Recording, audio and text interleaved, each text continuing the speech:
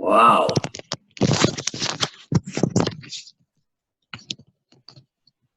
Well, yeah, I hear you, but I don't see a moving image. I only I'm just trying to understand this. I had to put on the video part. How are you, my friend? I'm good. Thank you How very are you? much. You look just like your pictures. Sorry? You look just like your pictures. Yeah, right. It's nice. It's the same guy. It's the same guy. Are you listening How are you to me? doing? Okay. In terms of the mic, the microphone, and is this okay? Yeah, that's fine. Yeah. Can you hear me all right? Yeah, very well. Very well. Okay. Yes, All right. indeed. Okay, man. Well, it's good to meet you. It's good for me also. Thank you very much. Did you just finish wrestling or something? Because everything I look at for you seems to Yeah. indicate that there was a lot of wrestling in your life. Yes, I'm wrestling. Yes, but more. I would say more MMA than wrestling. It's true. But Yeah. yes, but more wrestling, more MMA. Yes. First of all, let me say I'm sorry for my English. As you know, it's not my first language, so I will do my best to be at least Yeah. understandable. Well, you're doing better than I could ever do with Portuguese. I'm telling you. Yes, I understand. Yeah. You just have to study for sure, but no problems. Yes. Yeah. So, okay. So you mentioned the MMA. Yeah. So I wanted to ask you about all of the listings that I see on your Facebook. Mhm. So there's coaching committee member at IMMAF Yes. and WMMAA, which I guess is the International Mixed Martial Arts Federation. That's correct. Yes. Okay, Yes, so I'm one of the members of the coaches committee. So there's a coaches committee with I don't know, maybe 4 or 5 members, and I am one of them. I've been working with them for a couple of years now. They invited me in some point, and I liked the idea, and I started helping my friends Denicor, Vito, Bertrand from France, Denicor from Northern Ireland, Vito from Italy, John Kavanagh from Ireland. So all of those people are in the committee, and we try to do what is written there. So it's a coaches committee. Okay. We try to some in some way bring the coach's view to the federation, to the international federation. Mm-hmm. I don't know, helping deciding stuff like what kind of rule setting we should have for kids and young people, trying to help develop or define some competition aspects and some competition rules and ways of doing things. Right. So it's a bit about that. Yes. Do you have another international organization that's like the model for what you guys do? In some way, I think we have a president, Caris Brown, and a CEO, Dan White. Both they came from judo, so in some way, I think they try to replicate the Olympic way of of those federations already inside the Olympic Games. So there's a purpose. One of the purposes is exactly to bring MMA to the Olympics one day. So I think that's pretty much what we. It's a bit unique, because MMA have some different aspects. You can't have someone fighting MMA 5 times in a day, So you have to divide the competitions in various days. So in some ways, it's a bit of a unique sport. Yeah. As you know, MMA is one of the few sports, maybe the one sport that was first developed in a professional way, like a show, and only after years and years, people came up with the idea of doing which is the thing that is done in all the sports, which is having an amateur pathway and then go to the professional. So that's pretty much what we are doing now. We are trying to build the structure of a house that is already there, you know. Has things, Olympic sports like judo and like wrestling, have they been featured in Portugal for a very long time? Is that Yes, yes. Wrestling, for instance, the Wrestling Federation, MMA is inside the Wrestling Federation. That's why you said I have a lot of connection with the Wrestling Federation. Mhm. I do, because I'm a wrestling coach for a number of years now, and and they accepted to have the MMA as an associated sport inside the Wrestling Federation, which was something that was important for us, because you have to have the public utility status here so that you have a sport recognized, you know. So that was one way to recognize the sport, which is already recognized now. And just to say, the Wrestling Federation is one of the oldest federations in Portugal. I think it was founded in 1925, something like that. okay? So yeah, Yeah, because so you're also president at ALADS, Asociação de Lutas Amadoras de yes. Distrito Setúbal. Ah, very well. Your Portuguese is very good, my friend. Yeah, you are getting there. You are getting there. By the end of this Yeah. conversation, you're gonna be talking Portuguese fluently for sure. Yes, actually the regional association of wrestling. Yes, so I'm currently I am the president Okay. of that association. And the MMA national team coach at FPLA, MMA Disciplinas Asociadas, Yes, right? very well. Okay, now, somebody that we both know very well and love dearly said to remind you, Yeah. Joe Rogan wishes that he was the American Luis Barneto. Yes, it's almost like that. Yes, yeah. Because you're the commentator for Sport TV. Yes, I do the comments for MMA, for UFC, for UFC shows only, not all MMA shows, but only UFC in the Sport TV, the Portuguese sports channel, for maybe 4 years, 5 years, I'm not sure. Yeah. Okay. For a number of time, which is very me. interesting because it's a very complicated sport work, as you can imagine. Here I go, prepare my work, seeing MMA fights. Oh, what a problem! You can imagine. Yeah. So it's all fun. It's all fun. Yeah. Okay. So now I understand why Joe Rogan shaved his head. He wanted to look like you. Like me, yes. Yeah. It's just he copied me, but in advance, you know, in advance. Okay. Now, are there two schools? Is there JKD Unlimited Portugal and then also Academia Unlimited, or is it one school? Well, JKD Unlimited Portugal is more like the branch school. I am representing Burton. Okay. Actually, I had the opportunity to write this today on Facebook because of a video of him that I shared. For me, the most relevant aspect of my curriculum as a martial artist is saying that I am a student under Burton Richardson. That's for me. It's not the starting point. It's the pinnacle. You know. Yes. It's the top. So I represent JKD Unlimited in Portugal with the branch school. So imagine I have one academy in Lydia, for instance. Felipe is teaching JKD there. So he belongs to the JKD Unlimited Portugal. Academy Unlimited, it's a gym. It's like the academy that I have here in Barreiro. Okay. And it evolves more. We have BJJ, we have Muay Thai, wrestling, MMA, Jeet Kune Do, Dog Brothers martial arts, for instance. We have a lot of things inside of the federation. So inside of the academy. So how did you import? We'll use that word. How did you import all of that into Portugal? In terms of the JKD Unlimited? Yeah. Yeah, JKD Unlimited.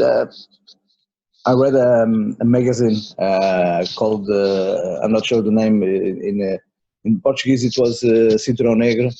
Okay. I don't know the name. I think it's Buddha International or something. And I read an article from Burton a couple of years now, maybe in 2004 or something like that. Okay. And I felt that was the answer to all my views and ideas about martial arts in general and JKD in particular, you know. Sorry. So I wanted to contact him. I stated my interest in making some way of training with him. Yeah. It wasn't possible immediately, of course, because he's, as I used to say, he's in the other side of the map. You know, it's really far from here. So we ended up going to a different plan, which was I went to Italy to train with Augusto Baracco. Yeah, a great person, a great coach. One of the people that introduced me to JKD Unlimited and to martial arts in a way that it made sense to me. Okay. So I had some opportunity to visit him in Italy, and the thing started like this. I started with a training group, exactly the way Burton has in his programs. Yeah. So I started like that. I ended up doing enough so he could trust me to be one of his instructors. And here I am. Yes. Yeah. Yeah. So you said a few years ago, so I'll correct your English on that. If it was 2005, that's 14 years. That's more than a few, man. When you get to some age, it's everything a few years ago, you know. We are talking about when I was in the school, it was like 15, no, 20, no, maybe 25. Oh, it was 30 years ago. Like that, you know.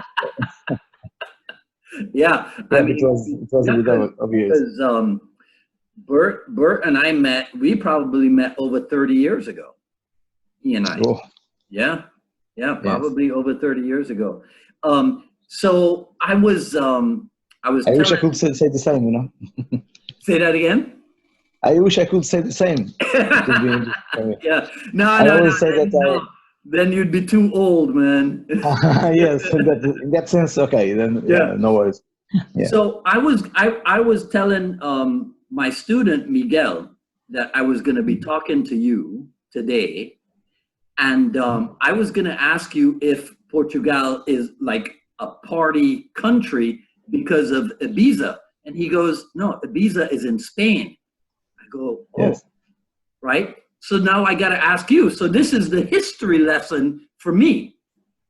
What is Portugal known for? For so many things. We are known for our food, for our wine, for our weather, our climate, for our beaches, our sandy beaches. In the Mediterranean and also in the Atlantic. Okay. We are at this moment. I think Lisbon is one of the favorite tourist destinations. City. It's the capital of Portugal. It's one of the favorite destinations. We are also known as one of the safest countries in the world, which is important, interesting. Also, I like the idea of being here, and we all are also known by all of the things we have done in terms of the discovering the world, you know, right. Like in the 15th century or something like that, we made all the discoverings of the world, and we even divided the world in two with the Spanish. So imagine that. Yeah, because that's what I heard. I heard that there's a possibility that Christopher Columbus is Portuguese and not Italian. Yes, maybe, yeah. I heard the same. Yes. you know how is history, right? People write history the way they, right. The winners write history, right? Said, usually. What I do know is that we are a very interesting, not only country but people. You know, people are very interesting because, as you can imagine, if we had that kind of adventure spirit in the 15th century. We still have it. We have a lot of Portuguese Right. all over the world. And One of the, maybe, I think we are one of the countries with more immigrants. People right. going everywhere. Yeah. I don't know how many Portuguese exist in the United States, but I remember seeing something like, if you count with all the kids that comes in second generation, third generation, maybe 1 million or something like that. So imagine. Yeah. And you don't have a lot of land mass. Sorry? You don't have a lot of land mass. It's not a big country. No, it's small. Yes, even it's usual. People, especially in the United States, some people feel that Portugal is a part of Spain.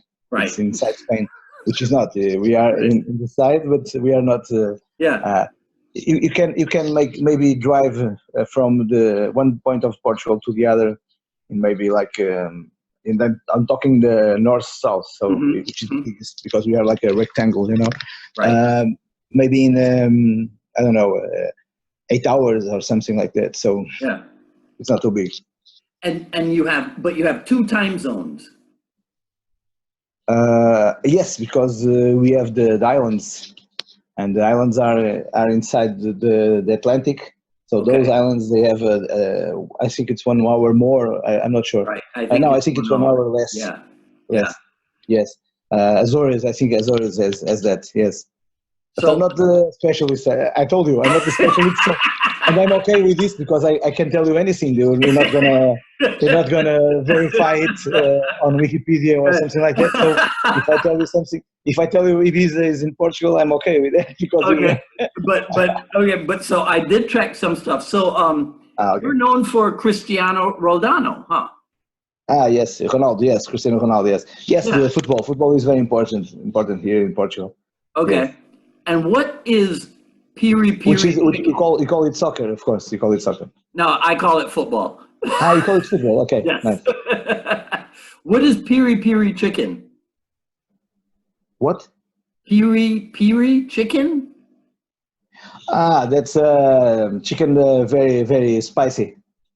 A very spicy, well-doing chicken. Yeah. That's something that we also have here. It's more. I think it's more of an African influence. Okay. The piri piri, because we have that all that story. That's one of the things I feel it's very interesting in Portugal. We have a lot of history mingled with a lot of different people from different countries because of all the colonies and all the traveling. So it's interesting. We have a lot of influences from a lot of places. Now, so that historical adventurousness, did that play a part in martial art development in the country also? Maybe the invention spirits. Maybe no, I'm joking. No, I'm not sure. It makes a big difference. What I do feel is that we tend to have a capacity of doing a lot with little, So in terms of being able to, my example, for instance, I never could travel to Hawaii, but I managed to train with Burton in several locations in different ways. I managed to bring him here.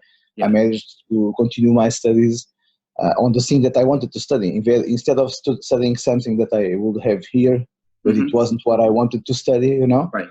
I managed to find a way, and it wasn't always easy, even financially. So, but we have that kind of spirit. We go and try to find our own ways in the things. So in some way, yes, I think the Portuguese are also well known by their capacity to do a lot with little, Right. Yeah. So it's What drew you to Jeet Kune Do in particular? Well, that's a long story. We got time. It started when I was 7 years old. Yeah. When I was 7 years old, and I had a thing called I think you called it the measles. One of those kids' disease, Yeah. But at that time, it was 1977, so I'm an old guy also.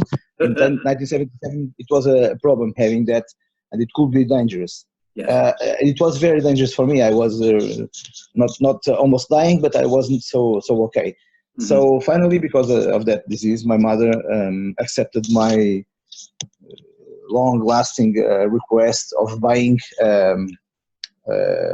it's like a magazine where you put stamps, Mm-hmm. stamps, and you Mm-hmm. put stamps. And it has the Bruce Lee on the cover. And so that was my first contact with JKD. Right. So at the age of 6, I started reading. At the age of 7, I started reading about JKD and about Bruce Lee in some way, Yeah. So and my story with JKD was always a distance one. I was reading about it. I was trying to understand it. I was trying to find it on the various stuff that I trained. I started training karate. I trained kickboxing, boxing, Wing Chun, Kempo, a lot of stuff. So in all the things I was trying to train and learn, I was trying to find the JKD principles and I was trying to find something like that. But I never found. I couldn't even find it when I finally trained Junfang Kung Fu here in Portugal with the group, because it was almost like a secret society or something like that. So it wasn't also what I wanted and I was looking for. Yeah. And finally, a lot of years after, I found Burton Richardson, and I understood that for me, and that's my view until now. Right. For me, he actually is doing JKD, Yeah. and I understood it like that. So that's why I'm following that path. That Junfan Kung Fu group you said, so there was so somebody brought Junfan to Portugal? I think it was more like a self-made people that in some way they went to some seminars and did something, but it wasn't like an official group. So it's I think they brought here. I'm not sure. I think it was. I'm not sure. They brought someone for a seminar, but it wasn't like they were connected with the person. Okay, So I see. Team Tackett. I think they brought Team Tackett. Okay. I think so. Yeah. Your picture with Sifu Inasano. Is that in Portugal or where is that? No, it was in Spain. He went to Valencia. I think he always go to Valencia to give a seminar like each 2 years or something like that. Mm-hmm. And I went there with a group of my students and some friends, and I had the chance to meet him and to talk a bit. And he was kind enough to take that photo with me. Were you already training with Burton, or that was before? Yes. No, I was already training Burton. Okay. Yeah, you know Burton. Burton is like this. I call Burton and I say, of course, with Daniel Santo, it wasn't even a question. But for him, is always go and train with the. But he always tells me about everyone. If I say, oh, I'm gonna try this or try that, I'm gonna train with this person or that person. Yeah. And Burton's always saying, go. Yeah. Try it, the experiment, bring stuff, tell us what you felt. Yeah. And, but when I said I'm gonna go to a seminar of Daniel Santos, he told me, oh, you're gonna love it, and I loved it. I couldn't understand most of it, because it's very complicated. Yeah. Some of the sequences for me, at least, they were very complicated, especially in Cali. But I was feeling very bad because I wasn't being able to do all the sequences. They were very long and very complex. Mm-hmm. But then I looked at the people around me that were already students of Santo, and they were also some in some way. So I didn't feel so bad, It's like, oh, okay, no problem. Right. Yeah. In the Jeet Kune Do Unlimited, are you training in the battlefield, Kali, also, or? Mm-hmm.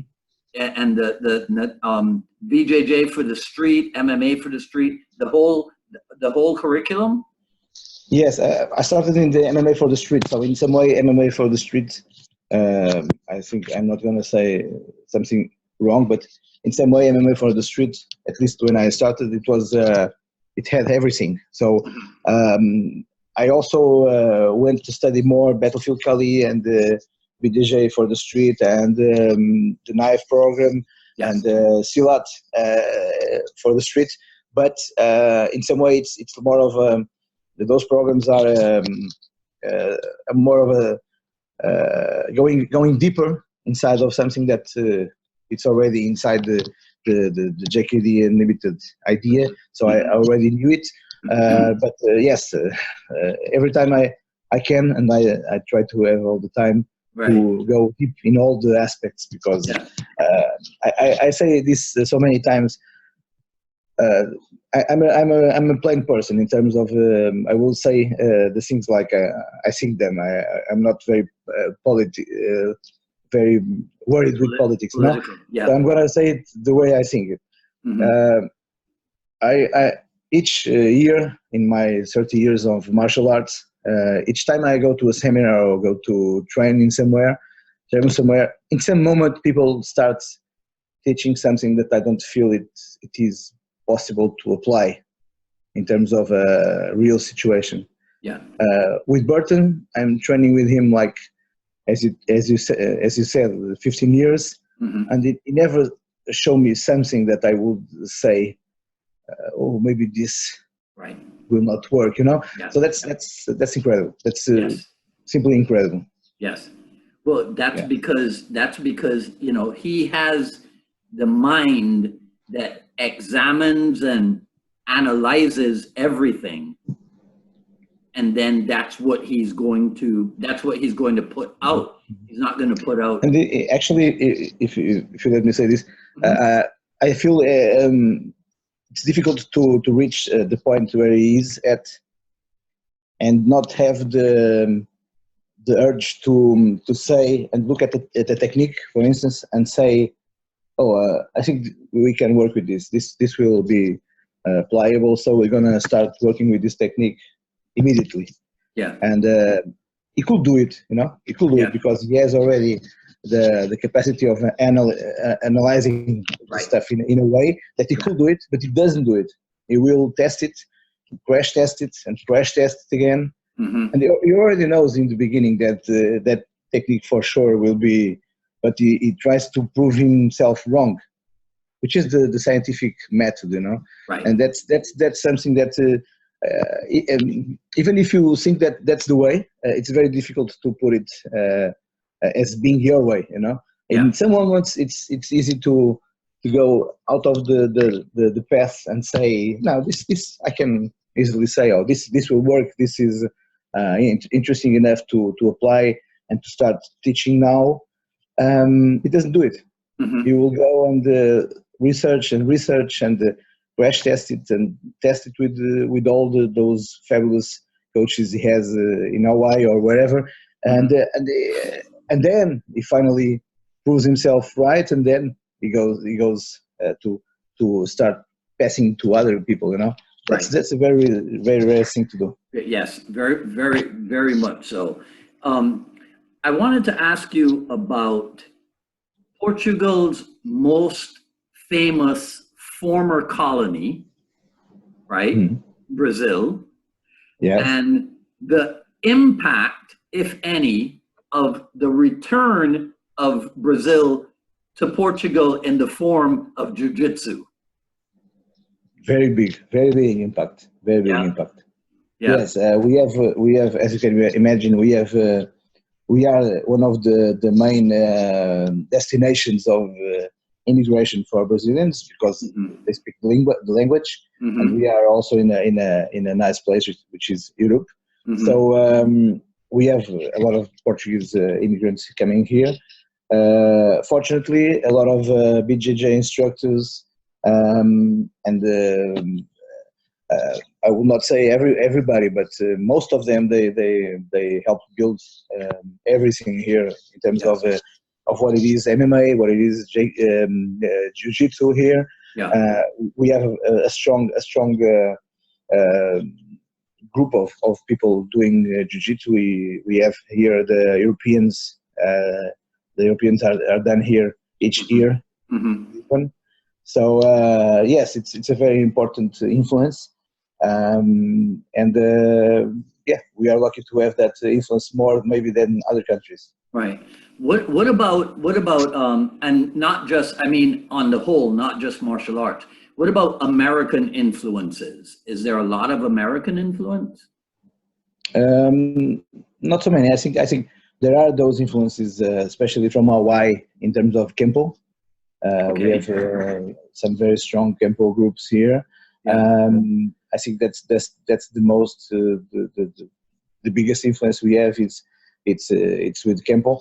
Huh. But not so many in terms of the United States. I don't feel it's so many. Maybe I'm wrong, but I can't recall of a bigger influence in terms of schools. You know, we have a lot of schools from with different influences from different Yeah. parts of countries and China and Japan and something. But from the United States, I don't think so many. I'll tell you why Hawaii. Yeah. It's the surfing.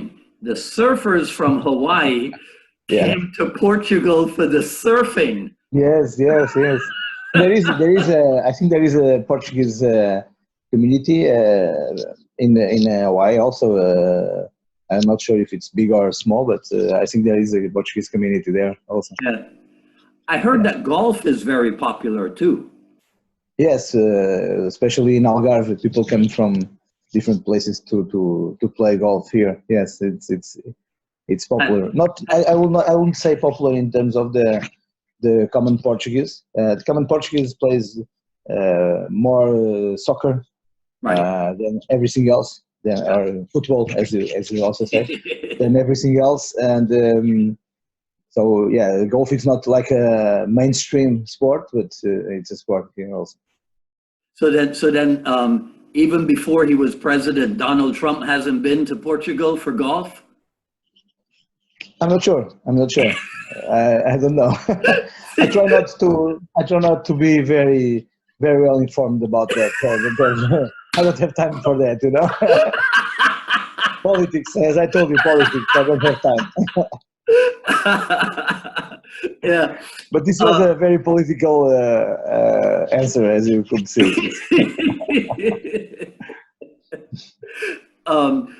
The other thing that I wanted to ask you about was, because if you go on Facebook, you will find the politics in Jeet Kune Do. I mean, right now, Yes. today, there's some stuff going on.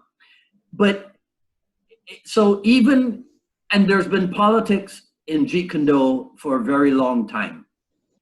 Does that show itself in a country like Portugal? The politics in Jeet Kune Do in the United States, does it ever make its way all the way over to Portugal? I wouldn't say not so much in terms of schools because actually in terms of JKD, I don't know where is that group that I talked to you about. So there Right. is no. I think there are maybe like 2 or 3 schools, different schools here with different lines of thought, you know, and we don't discuss that in between us. So, Right. but there's a discussion in Facebook. As you can imagine, people in Facebook they talk about everything, what they know and what they don't know, right? Yeah. So people that don't do JKD will have an opinion about JKD, and they will tell you what they feel about that. So I believe in some way, maybe prior to Facebook, in terms when we had the chat rooms and stuff like that, I remember having a lot of discussions about what was JKD, what wasn't JKD, Right. JKD concepts, JKD original, all that talk. So I in some way I follow the conversations, but they are mainly outside of Portugal. They are mainly I will say in the United States, but not only, of course, in the world where there are more groups doing JKD. And I remember that Burton sometime told me something about no gossip rule, which is something I try to work with. In some way, what he was stating, and I agree, is that if we are if we are trying to convince people of what we are doing, Yeah. we are losing our time that should be spent doing it, you know. Yes. So in some way, I try not to go that way now. When I was younger, I had a lot of discussions like that, you know. But then you will realize what is obvious, which is some people, they are not qualified for giving their opinion, and we have this disease, this society disease, which is everyone has to have an opinion about everything. Yeah. One of the things I like more to say is that, oh, I have no opinion about that. I like to say I have no opinion about that, because I really don't have about most of the. Usually I say we are very ignorant. All of us, we are ignorant. Mm-hmm. Nobody is something different from an ignorant. What we are all is that there are some subjects we are very wise about it. Mm-hmm. You know, maybe I am very wise about 2 or 3 things in the world. You know, but I am ignorant about everything else. So I am mostly ignorant. I'm not mostly wise. Nobody is mostly wise. People are mostly ignorant. So that's the thing, you know. That's the thing. You know, to me, one of the things that I think is fascinating. I mean, look at your story. You're 7 or 8 years old. You contract measles, and you end up interested in Bruce Lee, right? You know, isn't it interesting? an 8-year-old kid in Portugal, falls under the influence of Bruce Lee. See, that's what the world needs to know more about. Of course, see? It's true. Instead of politics. Yes, I think in some way, almost everyone from my generation, doesn't matter if they are doing karate or aikido or judo, or they went different ways. All of them, they were in some way influenced by Bruce Lee. You know, that's a very strong thing to imagine. Bruce Lee made some statements and some demonstrations and some and brought us something very interesting to make us think about the way we live, not only the way we live in martial arts, but the way we live. In a lot of ways, Burton transmits that to us, and I usually say that Burton is more than a martial arts teacher for me. He's like an example of life, you know, and I follow his example in a lot of stuff. He helped me a lot in other issues. Right. He made me understood a lot about even the financial part of the business. Him and Sarah. So you know, it's much more than only martial arts. You know, in terms of the politics, I would say that the biggest reason that makes people feel that they are doing the right thing and the other one is doing the wrong thing is the same that we have in religion or any other aspect. People don't get happy with the idea that they are doing the right path. They have to feel that it's the only path. Yes. And that's the biggest issue in I think it's in humanity. We have always the tendency to say, yes, okay, I have this religion, or I have this path, I have this school, I have this martial art, I have this whatever, and this is the way. And if you present something to them that it's not the same, they will not say, okay, that's your way, it's no problem, this is my way. They will say, no, your way is wrong and my way is right, because they need that. It's not enough for them that they feeling that they are in the right path. They have to feel it's the only path, you know. And that's the problem. That's the basis of the discussion. And if you look at laws, for instance, imagine a law. A law is something that is written so that it can be the less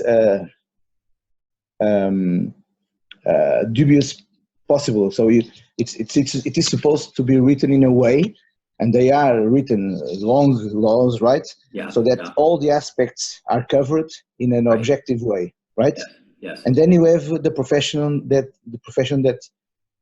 they are the most common profession connected with the law, which is what? Lawyers. Yeah. so that they take the interpretation of the law. So that's a text that is written not to be interpreted, so that he is the plainest possible, that Right. there is no doubt. Yeah. But then you have you pay millions to guys that they will Right. tell you this law, Yeah. what is written here, it's not this, it's that, Yeah. So Yeah. imagine if you have that with the laws. Imagine with the texts like those that Bruce Lee wrote.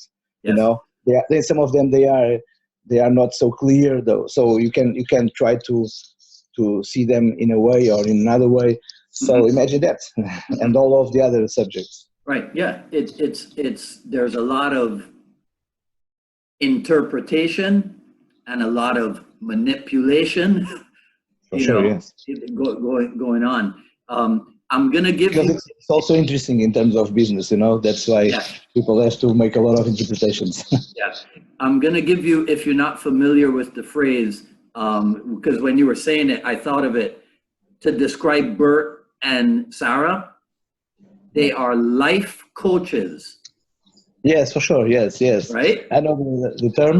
Yeah. I look at the term being used as something like you are deep in a very big problem. Then you start finding life coaches that will help you find the light. But you don't have to be in a deep problem so that they help you.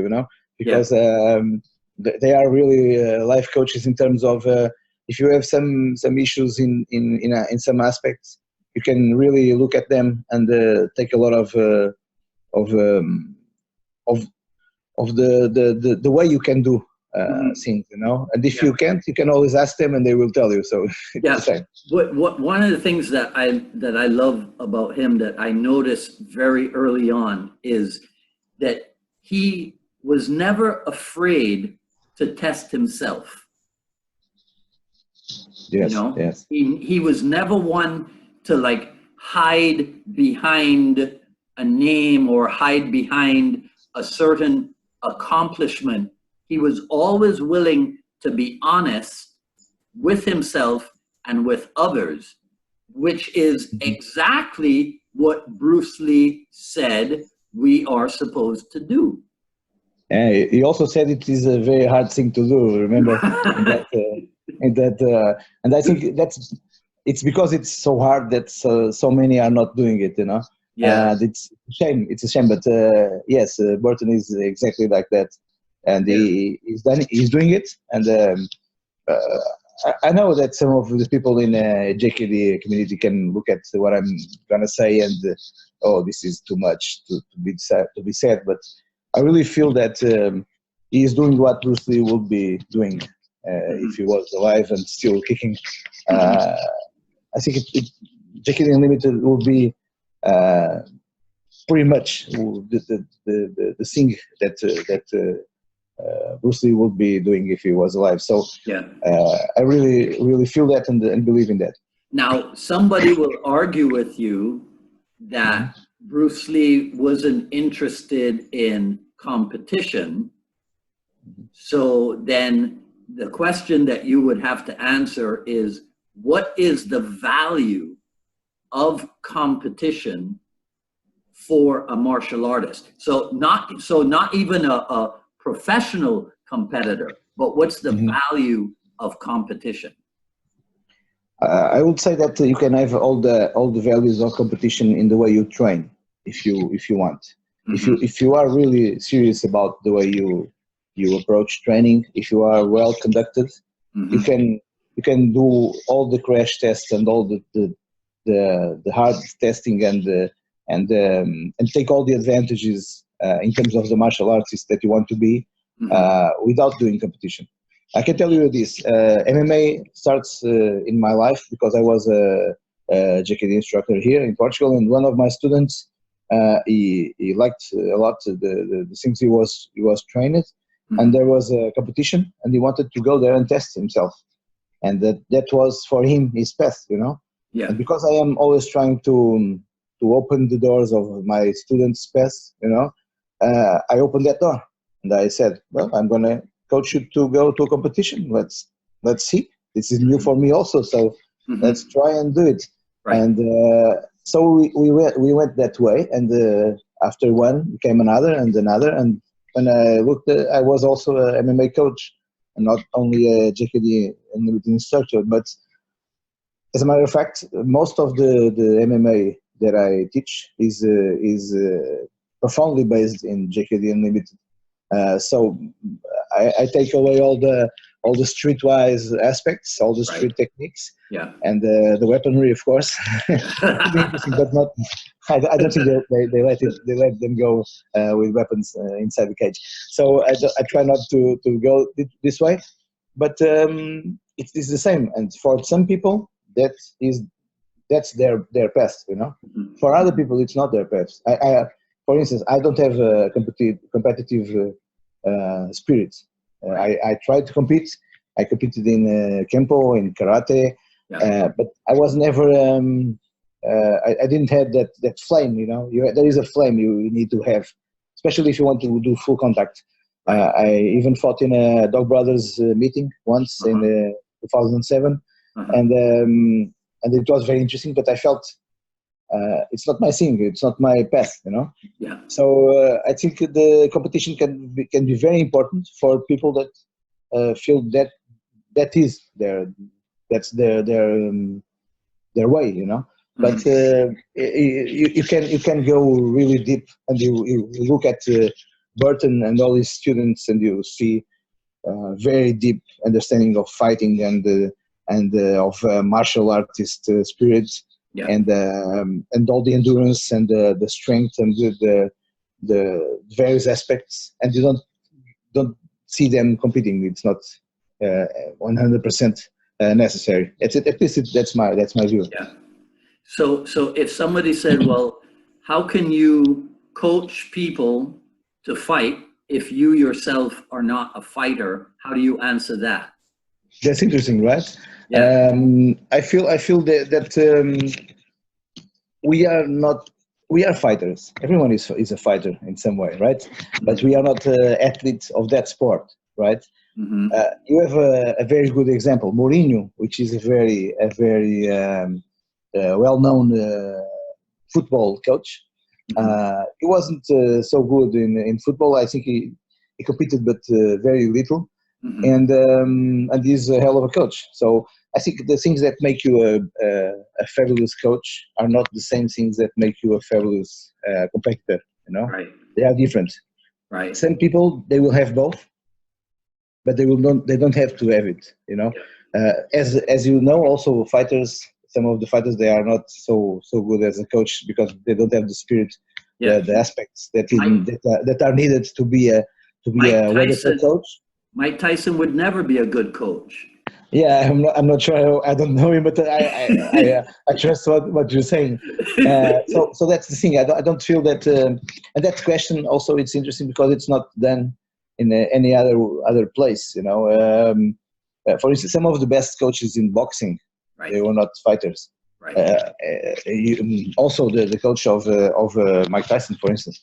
So it's not so. Nobody is looking at the person that is coaching someone to in race cars or something, and think, oh, but he wasn't a race car driver, so he can't be good. And it's not. It doesn't work like that, you know. The things that you have to learn and to understand to be a good coach, plus the things that you have to have in yourself as qualities, are not always in everyone, you know. So what are some of the most important qualities you think you should have as a martial arts practitioner, as a martial arts instructor, and then as a human being?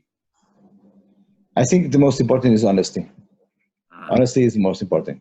So you have to be honest with yourself and with the others. If you don't know something, you have to be able to say, I don't know. I'm gonna try to understand before I tell you, but I don't know. So I'm gonna learn. And the other thing is a very strong hunger, you know, of learning. And this is for the coach and the practitioner and the martial artist, and this is for everyone. Same, right? Then you have some qualities that you have to have in a coach, and it's not so important that you have in a fighter, which is, for instance, the ability to give yourself to others in some way. Yeah. It's not so important if you are a fighter. It's very important if you are a coach. You have to be. That's what I meant. That's what I meant about Mike Tyson. Yes, it's true. Yeah, you have to have a big. You have to take a lot of joy from looking at someone that you helped build succeed. You know, you have to take a lot of joy from seeing that success. It's a very specific way of thinking. For the fighters, not so much. For the fighter, I think it's very important to have a strong will to train and to always push himself and to make no excuses to stop growing, and that's the most important aspect. Then in the end, I think it's very important that everyone has a good sense of humor, because everything will be easier. Right. For sure. When you said when you at the very start, when you mentioned honesty and a burning desire to learn, I have to tell you, you reminded me of Dan Inosanto. Really, that's a compliment that lets me speechless. Of course. Yeah. I can never be. I was already compared with Joe Rogan. Yes, it's nice, but this is too much for me. Yes. Thank you very much. Okay, now so I'm going to start to wrap this up. So I'm going to ask you a silly, difficult question. Of course. Okay. No problem. What's the most important lesson you think you've learned from Bert Richardson and JKD Unlimited? It's when you learn so much from someone, it's very difficult to choose one thing, you know.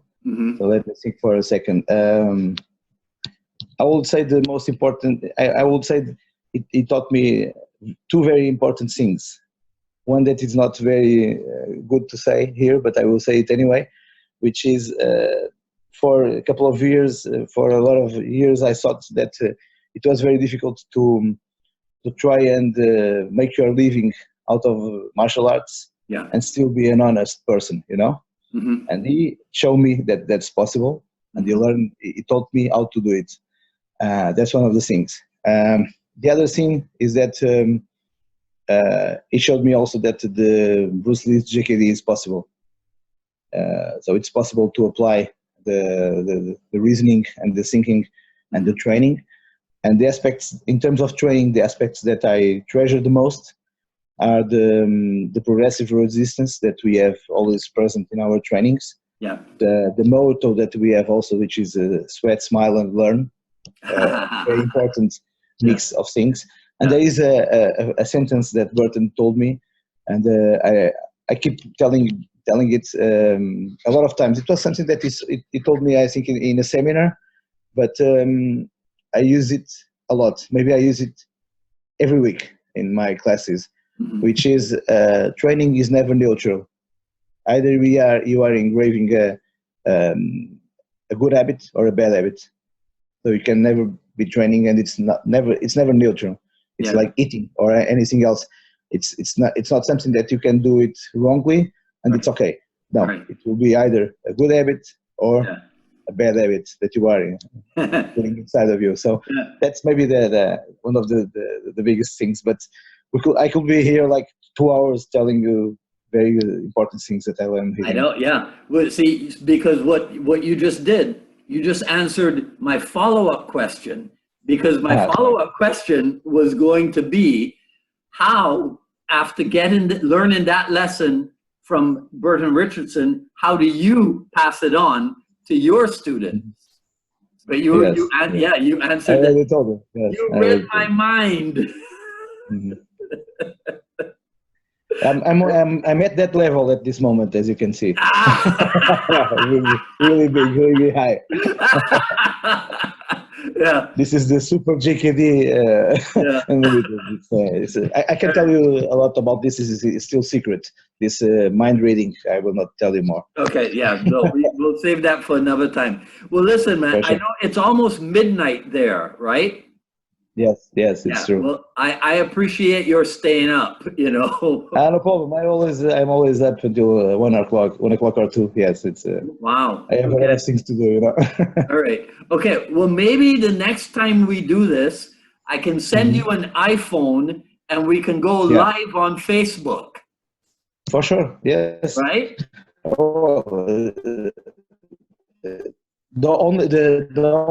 the thing that you saying that next time we'll do it. That's very interesting for me to listen to. It's a good sign that it was nice. So Yes. Same I here. will do it anytime you want, of course. Okay. All right. Okay. So molto obrigado. Oh, you're welcome, my friend. Thank you very much for inviting me, and thank you for all the things you do to make us to make everyone see JKD and understand JKD. Thank Thank you you. very much. Okay. All right. Take care. Take care. Bye bye.